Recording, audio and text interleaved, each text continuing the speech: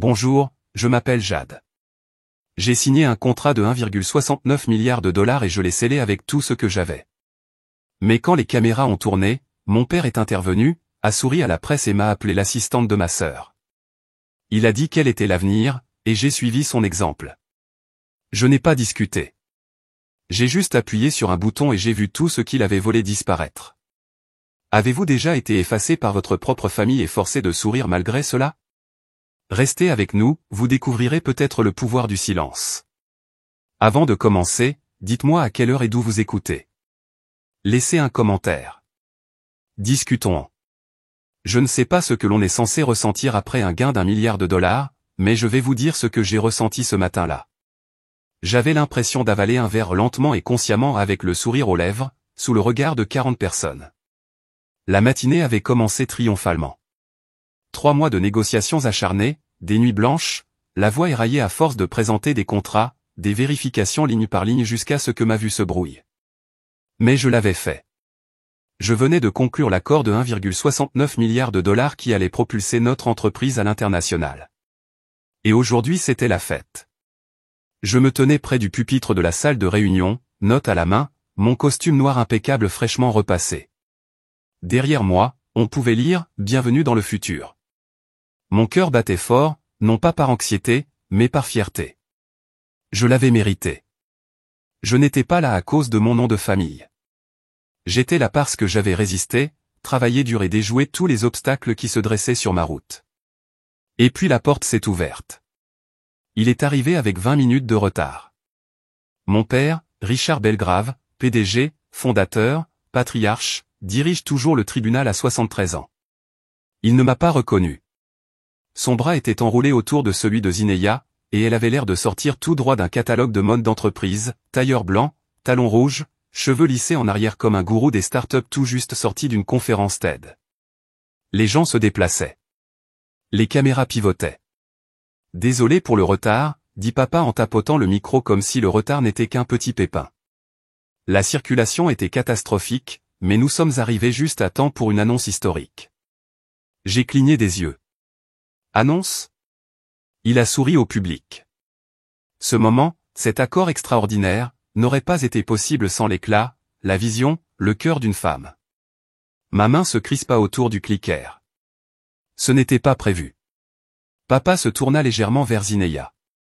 Applaudissons ma fille Zinaya Belgrave, l'avenir de Belgrave & Company. Les applaudissements ont commencé, d'abord hésitants. Quelques membres du conseil ont applaudi poliment. Certains m'ont regardé. Un homme a laissé tomber son stylo. Et bien sûr, mon père a ri en me tapotant l'épaule comme si j'étais une secrétaire lui tendant du café. Rien de tout cela n'aurait été possible sans sa fidèle assistante, Jade. La salle s'est tue. Assistant? 40 personnes dont des clients venus d'Europe, la presse, des investisseurs et ma propre équipe ont vu mon nom sur l'accord. Ils savaient qu'il avait négocié. Mais en une phrase, il m'a rayé de la carte. L'écran derrière moi affichait encore mes initiales. Les documents dans les dossiers de chacun portaient ma signature. Mais la perception est un pouvoir, et mon père venait de transmettre ce pouvoir à Zinaya. Je n'ai pas dit un mot. Zinaya s'avança, prit le micro comme une princesse à qui on tendait sa couronne. Merci, papa, dit-elle en riant. Ce fut une aventure, et je suis tellement honoré de mener le prochain chapitre. Elle a mal prononcé le nom du client, a appelé un cadre David alors qu'il s'appelait Donald, a essayé de citer le contrat et a trébuché sur les chiffres comme si elle ne les avait pas lus. Je me suis rassis lentement. Mes jambes bougeaient en mode pilote automatique. La pièce la tolérait. C'était ça, de la tolérance. Mais la tolérance est silencieuse. Elle ne crie pas. Elle laisse le mensonge s'installer jusqu'à ce qu'il s'effondre sous son propre poids. Tandis qu'elle tâtonnait, j'ai placé ma tablette de travail sur mes genoux et je l'ai allumée sous la table. L'écran s'est allumé. Un document était déjà ouvert, un code que j'avais écrit moi-même lorsque j'avais construit notre système de sécurité interne. Clause de déclenchement, confinement. Toujours en sommeil. Toujours en attente.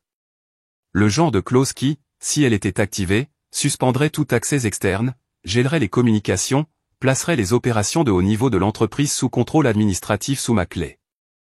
À l'époque, ils m'ont dit que j'étais paranoïaque d'écrire une telle clause. Aujourd'hui, c'était comme une assurance. J'ai regardé mon père, son expression suffisante, les mains derrière le dos comme un roi regardant son héritier trébucher en avant. J'ai regardé Zinaya, ses doigts tremblant légèrement, la mâchoire serrée lorsqu'elle a jeté un coup d'œil au tableau et j'ai surpris un réalisateur en train de vérifier sa montre. Et je pensais que ce n'était peut-être pas une gomme. C'était peut-être une question d'exposition. Il m'appelait toujours son ombre, murmurais-je dans ma tête alors que les applaudissements commençaient à s'estomper. Laissez-les voir à quoi ça ressemble quand le soleil se lève. Je ne l'ai pas encore tapoté. Pas encore. Mais mon doigt planait. Et lorsque j'ai appuyé sur cette ligne, le système n'a pas simplement clignoté, il a disparu. Dès que j'ai appuyé sur l'écran, je n'ai pas bronché. Je n'ai pas cligné des yeux. Mais tous les moniteurs de la pièce l'ont fait. Au début, c'était subtil, à peine perceptible. Le diaporama derrière Zinaya s'est figé au milieu de la transition, coupant le mot « héritage ». L'écran a pulsé une fois, puis une autre fois, puis est devenu noir. Un battement passa, puis un autre, et puis tout frappa d'un coup. Tous les écrans derrière le panneau de presse sont devenus noirs. Les écrans de présentation diffusés vers les bureaux internationaux se sont effondrés, suivis d'une bannière d'accès non autorisée inquiétante en caractères rouges épais. Le mur numérique présentant l'image de marque d'1 milliard de dollars de notre client s'est transformé en un vide numérique.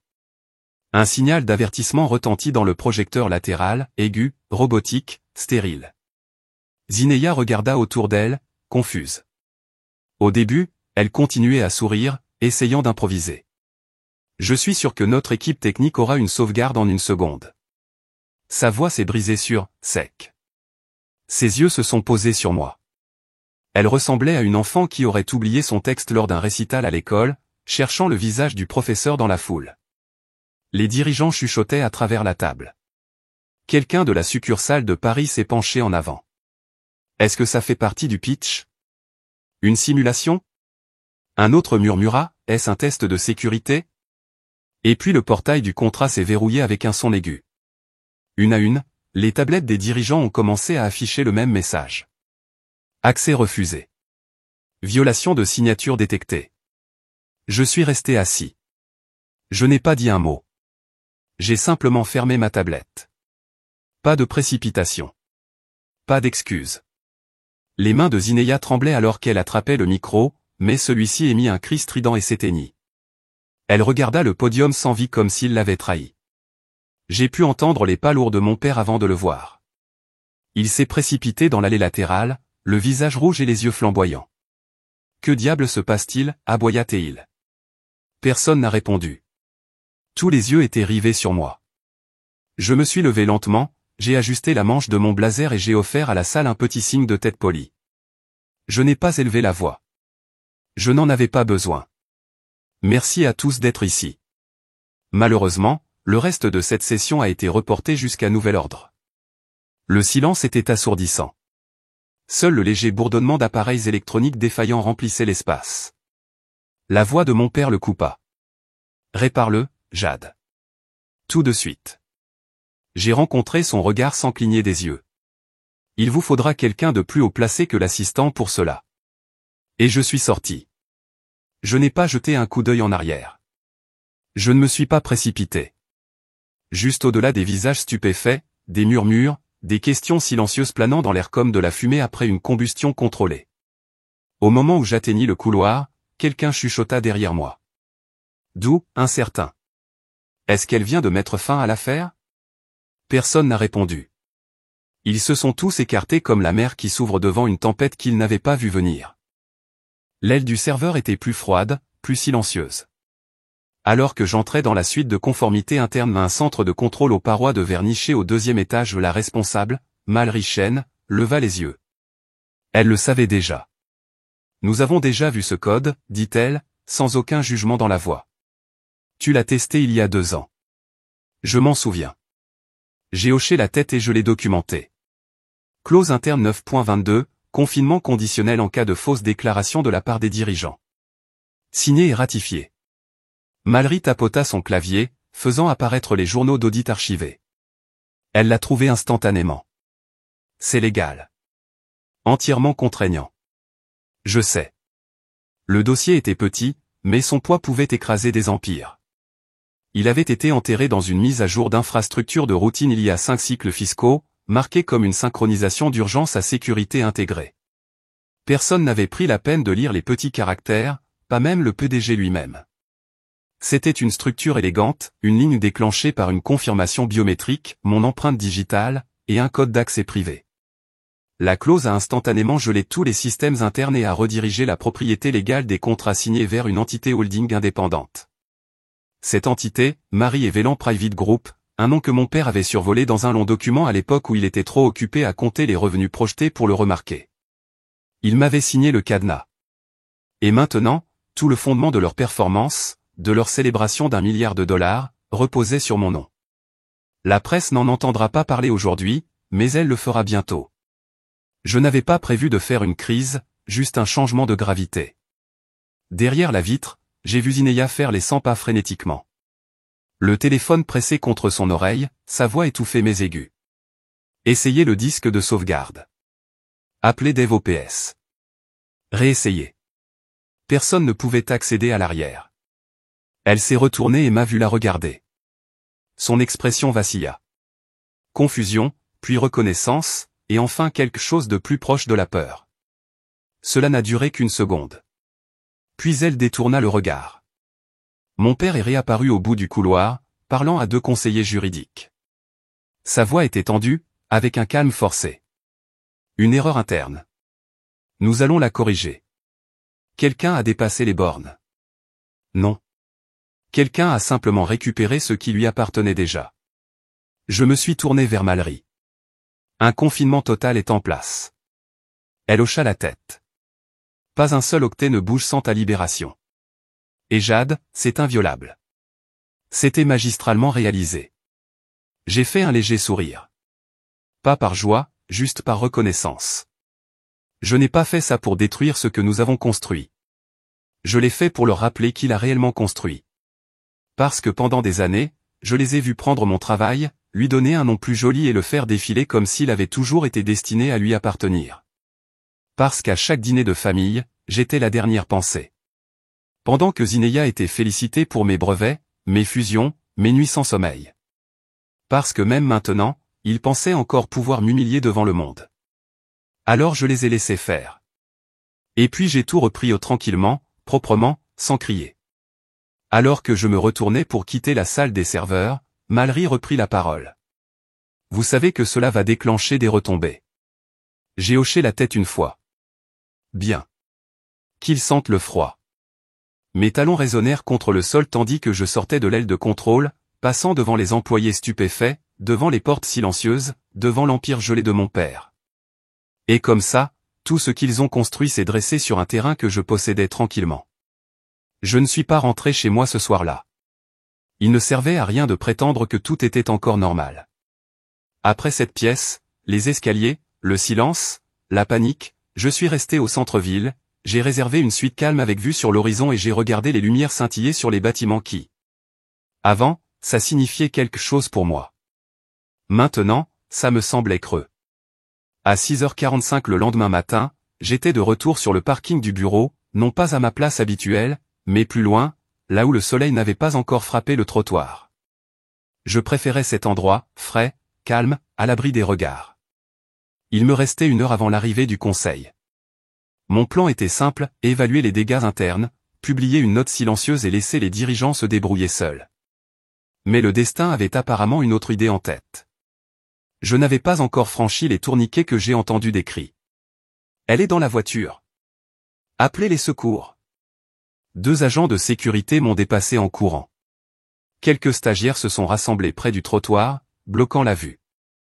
Quelque chose dans leur immobilité ou comme s'ils avaient trop peur de s'approcher m'a instinctivement fait accélérer le pas. Le coupé de luxe était garé de travers. Moteur éteint, vitre à peine ouverte. Ses chaussures étaient toujours aux pieds. Zineya s'affala derrière le volant, les cheveux emmêlés contre l'appui-tête en cuir, le maquillage maculé sur son visage à cause de ce qui avait été soit de la sueur, soit des larmes, soit les deux. « Est-ce qu'elle respire ?» demanda quelqu'un. Un agent d'entretien essaya d'ouvrir la porte. Elle s'ouvrit avec un léger clic. Ce bruit, ce petit bruit mécanique, me transperça plus violemment que le hurlement de l'ambulance qui approchait. Elle a dû être là toute la nuit. L'un des jeunes managers a murmuré, « Vous portez toujours ce blazer d'hier » Je n'ai pas bougé. Je me suis tenu sur le côté, une main toujours serrée sur ma tablette, regardant les ambulanciers la soulever du siège. Sa peau paraissait trop pâle contre le costume bleu marine. Son poignet pendait tandis qu'il la déposait sur le brancard. Personne ne m'a remarqué. Et c'était peut-être là le but. En vérité, je ne ressentais rien. Du moins, c'est ce que je me disais. Ma poitrine était calme, mon esprit plus vif que jamais. Ils l'ont chargé dans l'ambulance en quelques minutes. Quelqu'un m'a demandé si j'étais de la famille. Oui, ai-je répondu catégoriquement. Personne n'a demandé plus. À 8h15, j'étais à l'hôpital, assis sur une chaise à dossier dur près du poste des infirmières. La pièce sentait l'antiseptique et le café avarié. Une télévision diffusait des informations en boucle, mais sans information sur la véritable panne. Une infirmière m'a tendu un bloc-notes. « Vous êtes sur la liste des personnes à contacter en cas d'urgence », m'a-t-elle dit. « Le médecin devra vous parler bientôt. » J'ai hoché la tête, jetant à peine un coup d'œil au formulaire. 10 minutes plus tard, un homme en blouse bleue s'est approché. « Son état est stable », a-t-il dit, « mais nous devons la garder en observation. Sa tension artérielle a dangereusement augmenté. Avez-vous des antécédents connus de maladies liées au stress ?» Je l'ai regardé fixement pendant un moment, ne sachant pas quoi dire. L'humiliation publique par votre propre sang était-elle considérée comme une condition préexistante? Elle subit une pression inhabituelle ces derniers temps, répondis-je en croisant les bras. Il hocha la tête avec sympathie. Cela arrive plus souvent qu'on ne le pense, surtout dans les familles où les attentes sont élevées. Je ne l'ai pas corrigé, j'ai juste laissé le silence s'installer. Ils m'ont laissé entrer dans la chambre une fois qu'elle a été branchée à la perfusion. Sa main a légèrement tremblé quand je suis entré. Ses cils ont battu. J'ai attendu près de la fenêtre, pas à côté de son lit. Regarder quelqu'un que vous détestez respirer lentement, mécaniquement, vous fait repenser.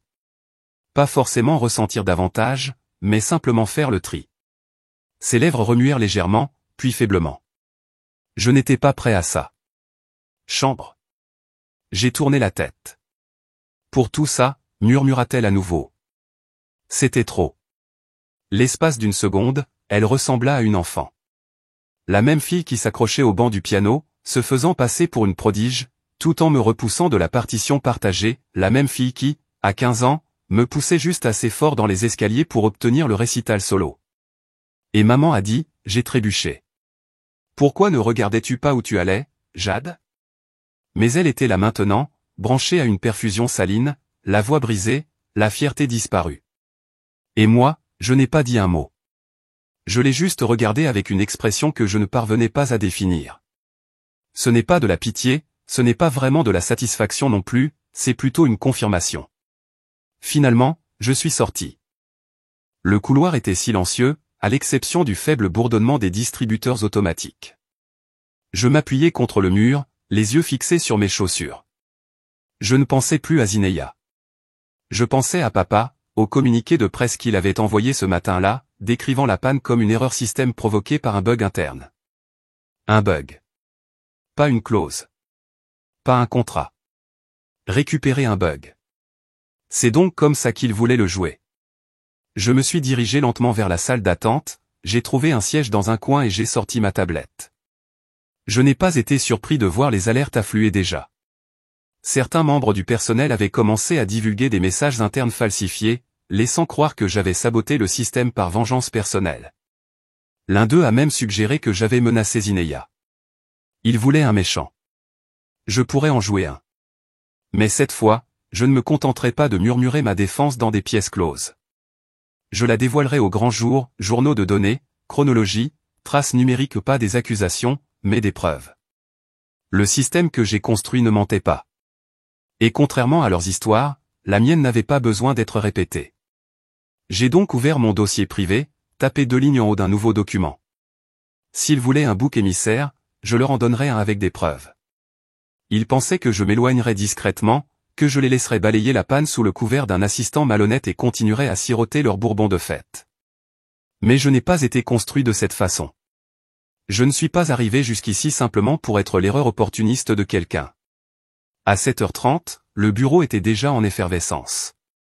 Je suis sorti de l'ascenseur et j'ai senti le changement, le silence subtil, les têtes qui se tournaient pour détourner rapidement le regard. Quelque chose était tombé. Je me suis glissé dans mon petit bureau, à côté de l'aile exécutive. Au moment où j'ai ouvert mon ordinateur portable, le mémo de l'entreprise est apparu. Nous regrettons la perturbation du système causée par une dérogation non autorisée lors de la conférence de presse d'hier. Une analyse interne complète est en cours. Aucune signature, aucune responsabilité, aucun contexte. Mais la partie qui m'a piqué au mon nom n'y figurait pas du tout, même pas en note de bas de page. Je n'étais pas Jade, directrice des opérations stratégiques.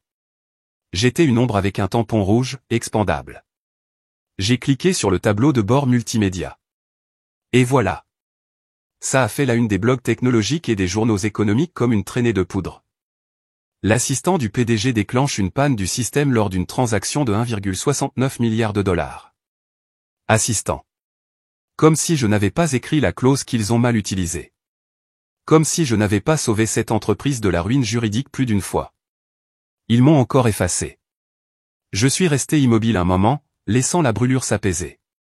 J'ai ensuite fouillé dans mon tiroir supérieur et j'ai sorti le disque dur crypté que j'avais sécurisé l'année dernière, celui étiqueté uniquement avec un autocollant noir, chronologie, 37 fichiers, chaque modification, chaque signature, chaque journal d'accès suspect. Je l'ai branché, j'ai entré la phrase secrète et, comme ça, les reçus ont illuminé mon écran. À midi, je suis entré dans la salle de conférence arrière, sans fenêtre, silencieuse. Seules 2 chaises étaient occupées, Cassandra et Mine, 2 responsables informatiques qui m'avaient déjà aidé sur quelques revues de conformité auparavant. Ils ne me devaient rien, mais ils respectaient les règles, pas la royauté. J'ai besoin que vous vérifiiez ces entrées. L'activité du système cross-match des 72 dernières heures. Ensuite, revenez en arrière et récupérez toutes les demandes de dérogation du dernier exercice. Mine haussa un sourcil. Ça fait beaucoup de bruit, Jade. Je me suis penché en avant. Rendez-le public. Pas de commentaires, juste des horodatages et la vérité. Cass hésita. Ça va faire trembler quelques arbres. J'ai hoché la tête. C'est tout l'intérêt. Tout est légal. Tout leur appartient. Ils échangèrent un regard. Puis Mine hocha la tête, tirant le lecteur vers lui. À 15h15, un compte Twitter anonyme sous le pseudo « Compliance Archive » a publié 4 images. 4 seulement. Premièrement, capture d'écran de la clause que j'avais rédigée, soumise au conseil, filigranée avec l'horodatage de la révision juridique. Deuxièmement, un journal d'accès de l'appareil de Zinea montrant plusieurs tentatives infructueuses dans un dossier de conformité restreint. Troisièmement, les métadonnées sur sa demande de dérogation déposée à 5h44, soit 6 heures avant même qu'elle ne prétende être dans le bâtiment. Quatrièmement, la signature numérique de mon père approuvant la dérogation il y a 1 an. Pas de hashtag, pas de commentaire. Juste une chronologie au cas où la mémoire me manque. Cela n'a pas pris longtemps. En fin d'après-midi, des murmures flottaient dans le couloir comme de la poussière au soleil. Je suis passé devant la station café où 2 jeunes employés se tenaient immobiles. L'un d'eux murmura, « Elle a écrit cette clause elle-même. » L'autre jeta un regard nerveux dans ma direction. Personne ne l'a dit à voix haute, mais quelque chose s'était fissuré. Pas fort, mais définitivement. Dans l'ascenseur, j'ai vu la réceptionniste parcourir son téléphone, puis lever lentement les yeux vers moi, les yeux scrutants. Je ne lui ai rien donné. Le silence ne ressemblait plus à un rejet. Cela ressemblait à un calcul. Même mon père, quand je le croisais près de la suite exécutive, ne parlait pas. Il m'a jeté un coup d'œil, a cligné des yeux, puis s'est dirigé vers la cage d'escalier. Pas de salutation, pas de regard, juste une pause. Le silence m'humiliait. Maintenant, cela signalait autre chose. Il recalculait. Ce soir-là, j'ai préparé du thé au lieu du dîner. Trop d'adrénaline pour la nourriture. J'étais assis à ma table de cuisine, mon ordinateur portable ouvert, en train de revoir l'ordre du jour de la séance d'urgence du conseil d'administration de vendredi. Je lis chaque ligne lentement. Point 4, examen des politiques de surveillance opérationnelle. Point 6, confirmation de l'autorisation de transfert prévue à la clause 14b. Point 9, discussion sur les protocoles de succession d'urgence. J'ai souri sans humour. Ils l'ont vraiment enterré sous un langage inoffensif. Mais j'avais enterré quelque chose de plus profond il y a des années. Cette clause. Je l'ai classée. Cela ne protégeait pas seulement le contrat. Cela a déclenché une clause dormante dans la charte de mon grand-père, exigeant la reconduction du mandat du conseil d'administration si un cadre supérieur enfreignait les protocoles de conformité. Zineya avait essayé de contourner un système protégé. Mon père avait présigné ses droits d'accès en contournant la chaîne de commandement. Les deux étaient désormais en cours d'examen et enterrés dans les archives. La signature de mon grand-père confirmant Jade Chastain comme fiduciaire suppléante en cas de mauvaise conduite opérationnelle. Je me suis penché en arrière, laissant le poids reposer sur mes épaules. Mais je ne me sentais pas lourd. Cela semblait mérité. Je ne me contentais plus de nettoyer leurs dégâts. J'étais enfin en train de déterrer celui sous lequel ils m'avaient enterré. J'ai fermé mon ordinateur portable, j'ai jeté un œil à l'horloge, 21h14. Demain, ce serait le chaos. Vendredi, ce serait la guerre. Je me suis levé, j'ai versé le reste de mon thé dans l'évier et j'ai murmuré à voix haute, à personne. Laissez-les venir. J'attends cette chambre depuis 39 ans. J'ai à peine dormi. Non pas parce que j'avais peur, mais parce que je n'avais pas peur. Pas plus. Mais parce que j'avais besoin de chaque document, de chaque clause, de chaque contre-argument possible dans mon esprit comme d'une chambre chargée. À 8h12 exactement, je suis entré dans l'ascenseur, un dossier à la main, les cheveux attachés en arrière, vêtu du même blazer gris anthracite que j'avais porté à l'enterrement de ma mère. C'est approprié, pensais-je. Quelque chose était enterré aujourd'hui. Les portes s'ouvraient sur le dernier étage. Un léger bourdonnement de voix s'échappait de la salle de réunion au pas fort mais tendu. Je marchais dans le couloir, mes talons frappant le bois poli comme un métronome, et je m'arrêtai juste avant la porte ouverte. À 9h du matin, je suis entré dans la salle de réunion, non pas en tant qu'assistant, mais en tant que la tempête qu'ils avaient créée. La pièce devint silencieuse. Mon père était déjà assis à la tête de la longue table en acajou, ses doigts vaguement croisés comme s'il n'avait pas essayé de m'effacer de l'existence. Son expression n'a pas changé quand il m'a vu. Mais j'ai remarqué le scintillement, un léger rétrécissement de ses yeux, un changement subtil dans sa posture. Il ne s'attendait pas à cette version de moi. Pas si calme, pas si posé. Et puis c'est arrivé. 3 membres du conseil se sont levés silencieusement, délibérément. L'un d'eux, Monsieur Wessler, à la barbe grise, autrefois silencieux, fit le tour de la table et se plaça à côté de moi. Nous avons examiné les documents d'activation de la fiducie, Jade, a-t-il déclaré sans hésitation. Nous soutenons la motion de reconduction de la direction sur la base de la charte initiale. Un autre s'est joint, puis un troisième. Pas de grand discours, pas d'applaudissements. Juste un simple signe de tête. Je n'ai pas souri. Je ne me suis pas réjoui. Je m'avançai et pris la chaise à la tête de la table. En face de moi, mon père n'a pas objecté. Il s'est simplement penché en arrière, le menton légèrement levé, comme s'il faisait comme si cela n'arrivait pas. J'ai ouvert mon dossier. Avant de commencer les rapports trimestriels, ai-je dit, j'aimerais inscrire 3 éléments au procès-verbal pour plus de transparence, la soumission des clauses, l'audit numérique, les journaux de remplacement horodatés. Silence. Un membre du conseil d'administration, un jeune homme visiblement ébranlé, s'est éclairci la gorge. Pardonnez-moi, mais ce ne sont pas des représailles, n'est-ce pas? Je le regardais non pas avec méchanceté, mais avec la fermeté de quelqu'un qui avait gagné son droit d'être dans la pièce.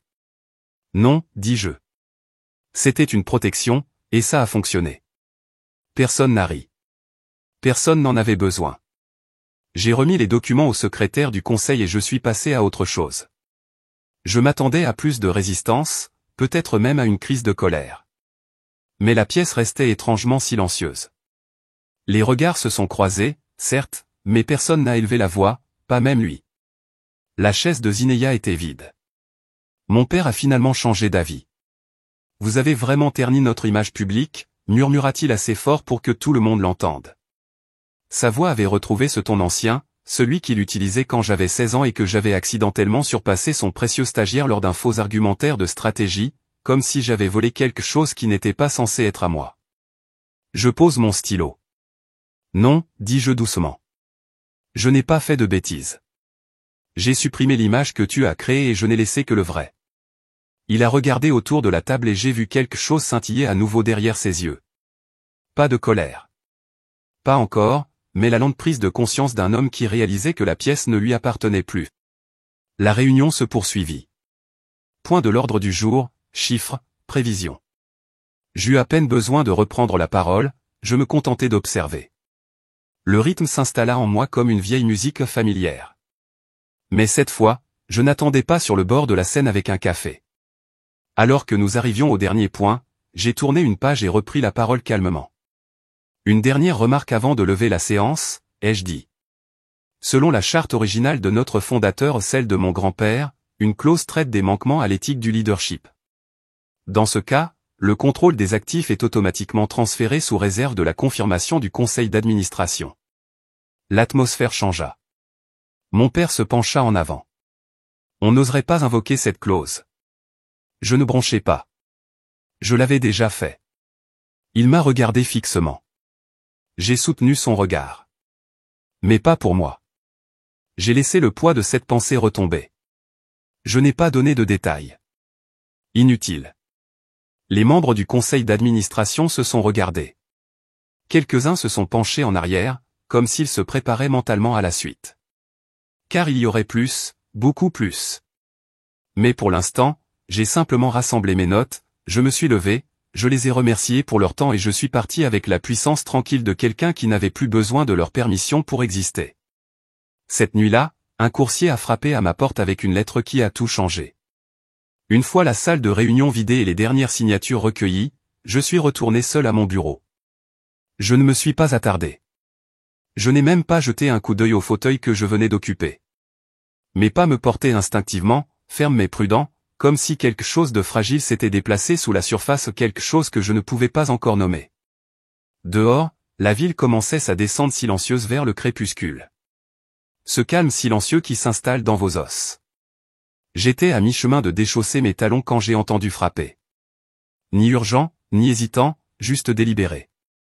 J'ai ouvert la porte, m'attendant peut-être à un voisin ou à une erreur de livraison, mais là se tenait un homme en costume gris tenant une petite pochette en cuir dans ses deux mains comme si elle était sacrée. « Monsieur Jadworth », dit-il sans poser de questions. Son ton était respectueux, sans formalité excessive. « Je suis sûr. » « Oui », me tendit-il la pochette. Provenant du coffre-fort privé de Monsieur Eldritchworth, remise en main propre comme indiqué. Avant que je puisse le remercier ou lui demander quoi que ce soit, il était déjà à mi-chemin du couloir. J'ai refermé la porte sans bruit derrière moi. Mes mains ne tremblaient pas, mais quelque chose en moi tremblait. Je connaissais ce sceau à la cire marron foncé, le blason gravé dessus, un faucon sur des branches de chêne, la marque de mon grand-père. Il l'a utilisé sur peut-être 4 choses dans toute ma vie. Et je savais qu'il n'avait rien scellé à la légère. Mais je ne l'ai pas ouvert. Pas tout de suite. J'ai posé l'enveloppe sur mon bureau comme si elle était encore chaude, encore en train de respirer. Puis je me suis assis. J'ai laissé le silence s'installer.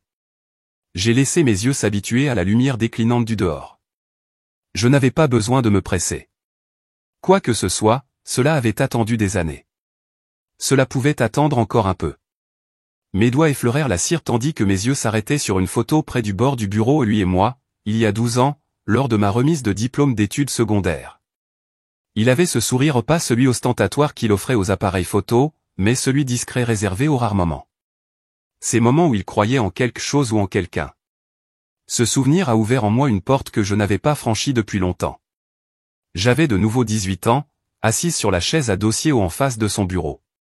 Son bureau sentait toujours légèrement le cèdre et le vieux papier. Des livres s'alignaient sur les étagères comme des soldats. Cet après-midi-là, il m'a servi du thé au lieu d'un scotch. Mais la gravité de la pièce indiquait qu'il ne s'agissait pas d'une simple conversation entre grands-pères. Un jour, dit-il en ajustant ses boutons de manchette, cette entreprise aura besoin de clarté, pas de charme. Il a glissé un dossier de documents sur le bureau, la charte originale de Worth. Je l'ai regardé, puis je l'ai regardé. On ne devrait pas voir ça avant, dit-il en secouant la tête. Jusqu'au moment où la vérité comptera plus que la politique, où vous en aurez besoin, et non plus seulement envie. Je lui ai alors demandé, mais pourquoi moi? Il répondit sans cligner des yeux, parce que tu sais déjà écouter le silence, et c'est là que réside le pouvoir, sous le bruit. De retour au présent, j'ai soulevé l'enveloppe. J'ai brisé le sceau lentement, en écartant les bords comme de vieilles vérités. À l'intérieur se trouvait un document notarié daté de 6 ans plus tôt, et une lettre manuscrite de cette écriture ferme et légèrement penchée que je connaissais mieux que la mienne. Le document était juridiquement contraignant et timbré. Il disait: en cas de compromission de la réputation ou de manquement à l'éthique au sein de la direction exécutive, les capitaux propres majoritaires reviendront à l'héritier désigné figurant dans l'addenda D, jusqu'à sa reconduction volontaire ou sa succession légale. Héritière, Jade Grassworth. Mes poumons ne se contractèrent pas. Ils se dilatèrent. Ce n'était pas une vengeance. C'était la bonne chose à faire, comme si quelque chose de courbé depuis longtemps avait enfin pu se redresser. Puis j'ai déplié la lettre. Jade, si tu lis ceci, alors quelqu'un a finalement fait assez de bruit pour ne plus exiger ton silence. Tu n'as jamais été second. Tu as simplement été réduit au silence. Je regrette chaque instant où j'ai permis aux autres de croire le contraire. Vous avez le droit non seulement de diriger, mais aussi de protéger. Et si cette clause est activée, la protection n'est plus une théorie, mais une nécessité. Laissez la vérité guider votre main, même si votre cœur faiblit. Je te fais confiance, peu importe ce qu'ils disent. Je n'ai pas pleuré, mais j'ai fermé les yeux, laissant le poids de ces mots se poser derrière eux. Il n'a jamais cru en mon père. Pas pleinement. C'était clair maintenant. Et surtout, il avait prévu ce moment. Il avait anticipé les fractures. Il avait discrètement tracé la ligne derrière le rideau, puis attendu que je la trouve. Je me suis levé, je suis allé à la cuisine, je me suis servi un verre d'eau, puis je suis retourné à mon bureau et j'ai pris mon téléphone. J'ai appelé mon avocat. Elle a répondu à la deuxième sonnerie. C'est moi, me suis-je dit. J'ai vu la confirmation du coursier. Tout va bien? J'ai pris une inspiration. Déposé l'article 27B discrètement. Pas de presse, pas de fuite. Sa voix a baissé d'une octave. Tu es sûr de vouloir passer à autre chose? On ne peut pas revenir en arrière. Je n'ai pas besoin de gagner en public. Juste en vérité. Il y eut une pause. Compris. Je commencerai le dépôt demain matin. J'ai raccroché. Et pendant un long moment, je suis resté assis là, ni triomphant, ni même en colère, juste aligné. Puis j'ai relu la dernière ligne de la lettre, plus doucement cette fois. Laissez la vérité guider votre main, même si votre cœur faiblit. Je l'ai plié soigneusement et remis dans son enveloppe. Puis j'ai éteint les lumières. L'horloge murale indiquait 23h41. Et pour la première fois depuis très longtemps, j'ai dormi sans serrer la mâchoire. Cette paix n'a pas duré car à 6h42, Zineya s'est présentée à ma porte. Les yeux rouges, les poings serrés. Elle savait que je tenais toujours la lettre de mon grand-père. Quand le coup est venu, il n'a pas frappé fermement, pas hésitant, juste avec urgence. Quand j'ai ouvert la porte, Zineya se tenait là, les cheveux non brossés, les yeux gonflés et rouges, la mâchoire serrée comme si elle s'était mordue la langue toute la nuit. Elle n'a pas attendu qu'on l'invite. Elle m'a simplement dépassé, poings serrés, et est entrée dans mon salon comme s'il lui appartenait. Elle a jeté un papier plié sur la table basse, la lettre même que j'avais classée. Tu avais ça, dit-elle, sa voix se brisant sous la pression de la retenir. Tu avais ça tout le temps. Je n'ai rien dit. Tu m'as regardé entrer dans cette salle de réunion comme un idiot. Laisse-les parler par-dessus moi. Rire. Tu m'as laissé faire. Je ne t'ai rien laissé faire, dis-je calmement. Tu t'es humilié, Zineya. Je n'ai juste pas nettoyé pour toi cette fois. Elle se retourna brusquement, les yeux plissés. N'ose pas faire de ça une affaire personnelle. Mais c'est à propos de toi. Ça a toujours été le cas. Son souffle s'accéléra, mais elle refusa de s'asseoir. Elle fit les 100 pas, comme elle le faisait quand nous étions enfants et qu'elle ne me battait pas aux échecs, elle faisait le tour de la pièce en faisant comme si cela ne la dérangeait pas. Tu penses que tu es meilleur, rétorqua-t-elle. Parce que tu as gardé cette petite lettre secrète et que tu as joué le jeu à long terme. Non, dis-je en pliant soigneusement la lettre et en la remettant sur la table. Je pense que je suis fatigué. Cela la fait taire pendant un moment. Elle s'est laissée tomber dans le fauteuil en face de moi. Ses mains tremblaient en se blottissant sur ses genoux. Tu as toujours agi comme si tu étais si noble, si au-dessus de tout, mais ce n'était pas le cas. Tu attendais juste. Attendait de frapper. Je me suis légèrement penché en avant. Tu veux parler d'attente? Revenons en arrière. Ses yeux se sont dirigés vers moi, prudents désormais. Tu te souviens il y a 6 ans, ai-je demandé, quand tu as perdu le compte du notre plus gros contrat à l'époque. Papa a blâmé Karina, l'assistante junior. Elle a failli se faire virer. Zinaya serait dit. Je savais que c'était toi. Tu avais raté le calendrier d'obtention des licences. J'avais les reçus par courriel. Tu as pleuré dans mon bureau pendant 1 heure, et j'ai dit à papa que c'était ma faute. Je ne te l'avais pas demandé, murmura-t-elle, les yeux soudain humides. Tu n'étais pas obligé. L'air entre nous devint silencieux. Pas lourd, juste immobile. Je te couvrais, continuai-je. Toutes ces années, non pas parce que je pensais que tu me rendrais l'appareil, mais parce que je pensais que peut-être, juste peut-être, tu y arriverais. Elle se frotta les mains comme si elle essayait de se réchauffer. J'ai toujours su que tu ne pensais pas que je pouvais diriger. Je n'ai jamais voulu te voir t'effondrer, mais je ne pouvais pas non plus te laisser brûler l'endroit. Zinaya déglutit difficilement. Alors pourquoi ne m'as-tu pas arrêté, demanda-t-elle doucement. Tu as toujours été si doué pour arrêter tout le monde. Je n'ai pas répondu tout de suite, car en vérité, j'en avais assez de tout arrêter. Fatiguée de nettoyer les dégâts que notre père appelait le leadership. Elle s'est assise, vaincue. La combativité l'avait épuisée. Ce qui restait n'était pas de la rage. C'était quelque chose de plus calme. Il m'a dit que je méritais tout, dit-elle presque en chuchotant. Il m'a fait croire que j'étais né pour ça, que tu étais juste là en arrière-plan. J'ai hoché la tête lentement. L'assistant. Elle émit un rire triste. Ouais. Encore le silence. Elle a baissé les yeux, puis m'a avoué quelque chose pour lequel je n'étais pas prêt. Je ne savais même pas comment accéder à la moitié des systèmes. J'ai souri à travers cela. J'avais mémorisé des lignes, répété des mots techniques à la mode, mais au fond, je savais que j'espérais simplement que personne ne poserait jamais la mauvaise question. Sa voix s'est brisée. Je me suis assis en arrière, la regardant, sans pitié, sans ressentiment, juste avec compréhension. Elle n'était pas méchante. C'était une enfant à qui on avait donné un mauvais scénario et qu'on avait forcé de jouer la comédie pendant des décennies. Et quelque part en chemin, elle a cru à l'histoire. Je me suis levé et je suis allé à la cuisine. Je ne lui ai pas demandé si elle voulait du thé. Je l'ai juste préparé. Une tasse pour moi, une pour elle. Quand je le lui ai donné, elle ne m'a pas remercié. Elle le regarda simplement comme si c'était le premier vrai geste que quelqu'un lui offrait depuis longtemps. J'ai classé la lettre, dis-je doucement, mais pas pour te faire tomber. Pour protéger ce que grand-père a construit, ce que nous avons failli perdre. Elle hocha lentement la tête. Mais tu ne me l'as pas dit. Non, ai-je dit. Tu aurais essayé de m'en empêcher, et tu n'étais pas encore prêt à voir la vérité. Zinaya regarda vers la fenêtre. Dehors, la lumière commençait à changer. Le lever du soleil caressait les branches des arbres d'une lumière dorée. Sa voix était à peine plus haute qu'un murmure lorsqu'elle parla à nouveau.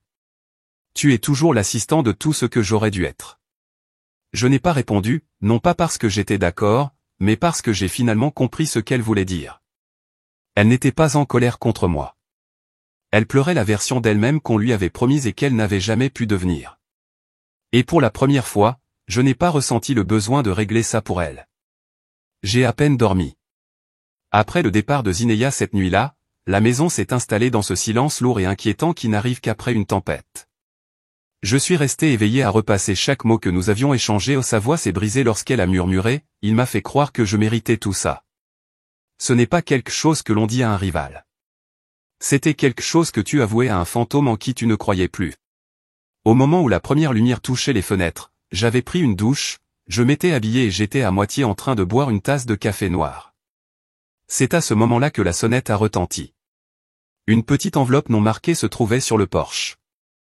Aucune note, juste une adresse de retour imprimée des RH de l'entreprise. Pas de coursier, pas de coup, juste là. Je l'ai apportée à l'intérieur et je l'ai regardée un moment avant de l'ouvrir. Peut-être qu'une partie de moi savait déjà ce qui allait arriver. Peut-être que le timing était trop parfait pour être aléatoire. À l'intérieur se trouvaient 2 dossiers, l'un marqué Jade Marche et l'autre Zinaya Marche. Je les ai posés côte à côte sur la table à manger. Mes mains tremblaient, non pas de peur, mais d'une étrange sorte d'anticipation, comme si quelque chose d'enfoui depuis longtemps se frayait un chemin vers la surface. J'ai ouvert le mien en premier. Il manquait des pages. Les évaluations de performance dont je savais qu'elles existaient avaient été masquées ou entièrement supprimées. Les projets que j'ai dirigés n'avaient aucun crédit d'auteur. L'un d'eux avait même un tampon rouge déposé sous la direction de l'équipe CZM. Je me retournai plus vite, le cœur battant. Les félicitations du groupe occidental en 2017 ont disparu. Mon succès en matière d'audit interne en 2019 marqué par une contribution d'équipe. Il ne s'agissait pas seulement de quelques oublis. Quelqu'un avait activement effacé mon nom. Puis j'ai ouvert le dossier de Zineia. C'est à ce moment-là que j'ai arrêté de respirer pendant 10 secondes complètes. Son histoire personnelle a commencé à l'âge de 12 ans. Aucun relevé de notes académiques avant cela. Aucune mention de ses 3 changements d'école. Aucune référence à l'année où elle a été scolarisée à domicile après l'accident de voiture. C'était comme si sa vie avant ses 12 ans avait été supprimée ou réécrite. Les lettres de stage étaient encore plus alarmantes. J'ai reconnu 2 des noms des mentors qui étaient censés guider Zineia dans ses projets universitaires. Ils étaient morts, et ce depuis des années, avant que ces lettres ne soient datées. L'une des entreprises citées comme sponsor de son stage n'existait même pas. Un faux site web avec une équipe de photos d'archives et un numéro déconnecté. Toutes ces recommandations élogieuses étaient fondées sur du vent. Et au bas de son dossier, agrafé comme une note de bas de page, il y avait quelque chose que je ne m'attendais plus à revoir. Mon initiative de leadership de 2014, celle que j'ai menée, nourrie, financée grâce à mon propre réseau avec mon nom rayé à l'encre rouge et à sa place celui de Zineia. Il lui avait transmis mon héritage et avait appelé cela une promotion. J'ai appuyé mes paumes à plat contre la table. Ce n'était pas seulement Zineia qui m'avait trahi. Ce n'était pas seulement du favoritisme. C'était un effacement systémique. Il s'agissait d'une campagne délibérée visant à remodeler le récit. Non seulement pour la relever, mais pour me faire taire. Et il n'y avait qu'un seul homme qui aurait pu tirer ses ficelles aussitôt et aussi complètement. Papa. Il n'avait pas juste. Je me suis levé et j'ai marché dans le couloir, passant devant le mur de photos. Nous étions là, Zineia en robe et toge, papa rayonnant à côté d'elle, Zineia au gala de l'entreprise, le bras de papa fièrement autour de ses épaules. Moi. Juste une photo. Grand-père et moi, ma main sur la sienne, tous les 2 riant de quelque chose hors champ. C'était ça. C'était la seule photo encore intacte. Je suis allé au bureau et j'ai imprimé tous les documents. Je les ai disposés à côté de vieilles photos, de mai, d'invitations de calendrier et même de cartes de vœux. J'ai tracé une ligne ma ligne B pour la première fois, j'ai vu à quel point elle s'étendait et combien de fois elle avait été franchie. Ma voix était calme lorsque j'ai finalement parlé, même si personne d'autre n'était dans la pièce. Il ne l'a pas seulement construite. Il m'a effacé de l'histoire, de ma propre histoire. Un silence retomba sur la maison, mais cette fois-ci, elle semblait différente, pas vide, mais purifiée. J'ai ouvert mon ordinateur portable et transmis les 2 dossiers, le mien et celui de Zineia, à l'avocat spécialisé en succession. L'objet était simple, pour examen successoral. Aucun commentaire supplémentaire, aucune explication. Je n'ai pas envoyé de SMS à Zineia. Je ne l'ai pas appelé. Il n'y avait rien d'autre à dire. J'ai ouvert mon journal relié en cuir, que je n'avais pas touché depuis des mois, et j'ai écrit une seule phrase, « Laisse la vérité tomber où elle veut ». Je suis resté trop longtemps silencieux. Le lendemain matin, j'ai reçu l'appel. La lecture du testament était prévue à 10 heures précises, mais 3 noms aux 3 personnes qui pensaient toujours être au premier rang n'étaient pas sur la liste. La lecture du testament était prévue à 10 heures du matin. Et 3 noms ne figuraient pas sur la liste. Ce matin-là, la ville était inhabituellement calme, un calme qui n'est pas paisible. L'air était chargé, comme l'air juste avant un orage. Je m'habillais lentement, avec précaution, non par coquetterie, mais par prestance. Robe bleu marine simple, talons fermés, cheveux attachés en arrière. Pas de bijoux, à part la vieille montre en or de grand-père que je n'avais pas portée depuis des années. Depuis la dernière fois qu'il m'avait appelé son copilote. À mon arrivée, mon avocate était déjà dans le bâtiment. Elle m'a adressé un léger signe de tête depuis le bout du couloir, puis s'est retournée et a disparu dans la pièce que nous avions demandée. Un espace de conférence lambrissé de bois, propre mais vieilli, bordé de livres juridiques et de silence. Je suis entré sans avoir besoin d'être présenté. Mon nom était déjà imprimé sur le portfolio posé soigneusement devant ma chaise. Zinaya était déjà là.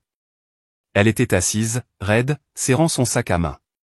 Elle ne s'était pas assise depuis mon arrivée. Son regard se posa sur moi une seule fois, puis se baissa rapidement. Notre père entra ensuite. Ses chaussures claquaient sur le sol ciré, un bruit trop fort pour la pièce. Il se déplaçait avec la même assurance naturelle qu'il portait comme une eau de Cologne au bon marché mais tenace. Il ne nous a pas salués. Il s'est simplement assis comme s'il était à sa place au bout de chaque table. L'avocat s'est éclairci la gorge. Ce testament, daté de 3 ans, annule tous les documents et avertissements antérieurs, commença-t-il. Il leva les yeux pour s'assurer que tout le monde écoutait. Moi, si. Zinaya hocha légèrement la tête. Notre père se laissa aller en arrière, déjà certain que l'heure qui suivrait le récompenserait. L'avocat continua, la voix égale et posée. Au personnel de Marchand Industries, une prime de retraite d'un montant total de 1,3 million de dollars sera distribuée à ceux qui ont 10 ans ou plus de service. Notre père cligna des yeux. Au Ridgeview Veteran Home, un don de 400 000 $ en l'honneur de Jules Marchand, de l'armée américaine. J'ai eu le souffle coupé. C'était le meilleur ami de mon grand-père, de son peloton. Je n'avais pas entendu ce nom depuis des années. Et maintenant, il ouvrit lentement le deuxième dossier, à ma petite fille, Jade Marchand. Je prends le contrôle absolu de la société portant mon nom. Actifs, droit d'exploitation et pouvoir de décision exécutif prenant effet immédiatement à compter de cette date. La pièce ne s'est pas tue. Elle s'est figée. Zinaya inspira brusquement, ses ongles s'enfonçant dans la bandoulière du sac à main. Mon père s'est soudainement redressé mais n'a pas parlé. Pas encore. L'avocat a continué à s'adresser à Zinaya Marchand. Une fiducie allouée à des fins éducatives et de réadaptation en reconnaissance de ses défis et avec l'espoir d'un avenir clair. Zinaya ne bougea pas. Notre père cligna à nouveau des yeux. Aucune mention de lui n'a suivi. L'avocat a tourné la dernière page. Il n'y a pas d'autre bénéficiaire direct. Notre père se leva, ajusta son blazer comme un homme essayant encore de s'approprier un moment déjà révolu. Il n'a pas dit un mot. Il est juste parti. Porte ouverte. Fermée. Le silence qu'il laissait derrière lui semblait mérité. Zinaya, toujours assise, murmura si bas qu'elle faillit ne pas atterrir. Il pensait toujours que j'avais besoin d'être sauvé. Je l'ai regardé pendant un long moment, sans ressentiment, sans pitié. Moi aussi, dis-je. On ne s'est pas disputé, on ne s'est pas fait de câlin. Il n'y eut pas d'applaudissements. Seulement un souffle. Quand je me suis finalement levé, la pièce ne semblait plus petite.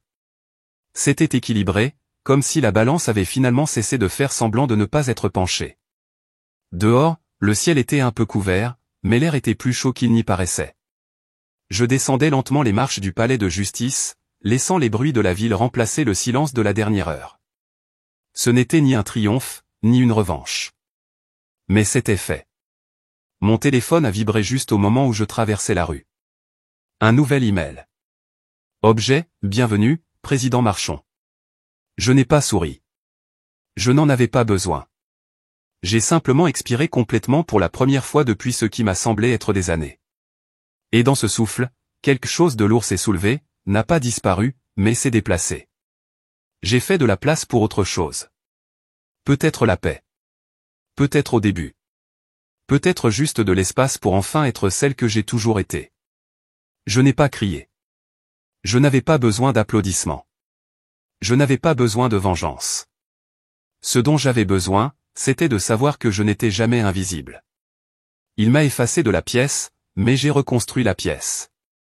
Il m'appelait l'assistant, mais je n'ai jamais eu besoin d'un titre pour porter l'héritage. Parfois, la justice la plus bruyante est le silence. Penses-tu que j'aurais dû me battre plus fort? Ou est-ce que j'en ai fait assez en restant simplement debout?